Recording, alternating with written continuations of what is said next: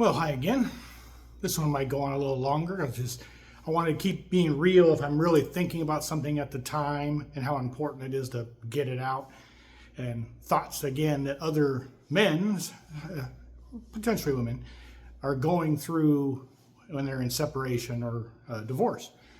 So anyways, I had dropped my dog off, which we have joint custody of, back today, which always brings home a little more inner pain a little bit because of just I going back to our old house. That brings back those memories. So it's tough. But like I said, the good news is we're amicable. So I feel I can't even imagine some of the men or women who've gone through infidelity or, worse, physical abuse or something like that, and they're trying to get out of some relationship. I didn't have to deal with any of that. Mine was just sad, just the loss of love over so much period of time, and just finally the realization that we need to do something about it. Well, anyways, it makes you a little depressed at times. So when I got home, I basically just went for a long walk locally. Things just to get out, get some fresh air. And it's freaking cold out here in North Carolina, so it was definitely some invigorating cool air. But the funny parts about this is I've noticed that I've been watching more romantic comedies that I never used to watch as much.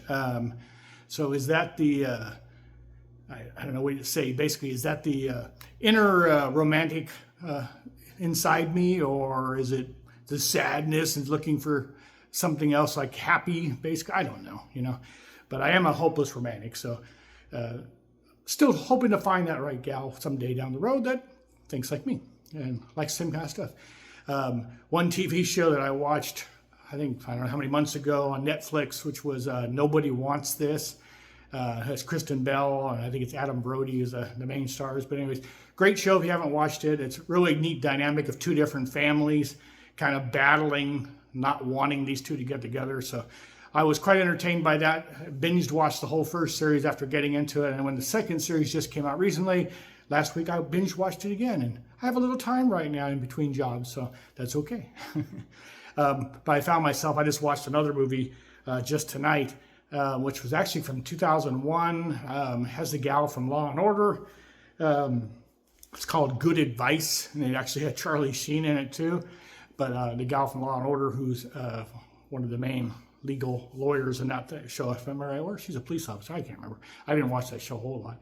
But anyways, it's about, she's the editor of a newspaper with the gal who's basically doing one of those advice columns, and she sucks. And that's Charlie Sheen's girlfriend, who then she basically skips out on him after he's lost his job. He was a big stockbroker, because she basically just wants money. So she skips out on him for like 3 months and goes to Brazil with some Brazilian guy. And then basically Charlie Sheen, basically trying to reinvent himself and try to get some income, takes over her column as kind of like a ghost writer, but unbeknownst to the editor and all the rest.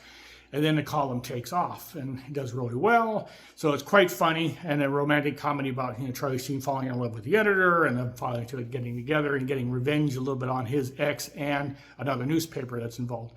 But anyways, here I am talking about romantic rom-coms and thinking, geez, what is wrong with me now? Am I just some beleaguered male sob story? No, I just like the romantic side of all these things, and I have gotten into it more now that I'm older, as well as on my own and basically on the market now for new people. So this is just basically bringing back to any of those other guys out there that are, going, God, this is tough for me. Like I said, it's a major change, both mentally, getting out there especially, as well as just a whole change of scenery, your own place, going out to different places, going on your own, alone, all that kind of stuff. So do what you can to bring in things that still bring some normalcy to your life. So like my dog, when I can get her to come over, is wonderful. I enjoy having her around. And so she basically gives me good entertainment. And, as they always say, a dog loves unconditionally, so you can't go wrong there. But anything that can cheer you up, I'm getting out. I just played tennis last night. It was 37 degrees when we played, but it was still, once you got warmed up, it was okay. But again, it's people I've met out there on the tennis courts that I've found I can play tennis with. So getting back out and doing salsa. Like, so I still got classes I take on Wednesday nights.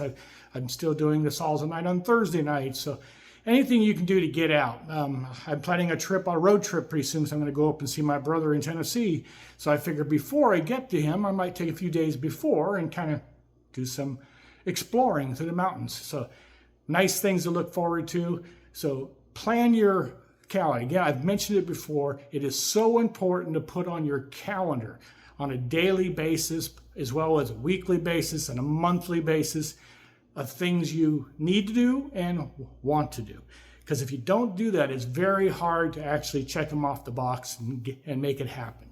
I used to teach a lot of times with staff about their daily, like from a sales guy and their follow-up, they got to have it on their calendar basically to do it. If they don't, it won't get done because it's impossible to remember everything. Sometimes you get busy, what we like to call the whirlwind when you're working in retail. That's things get ahead of you sometimes. So you got to take a break, So if you have it scheduled, I use Google Calendar because it's a great thing. I can verbally put things on my calendar or text it in, but either way, it's great because then it'll pop up and it pops up on my phone even. It reminds me, oh, I got this coming up. I got to do this. I got to do that.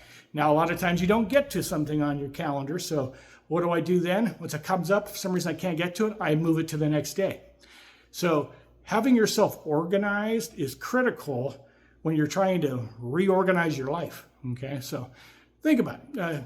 Plan it, do it. Thank you.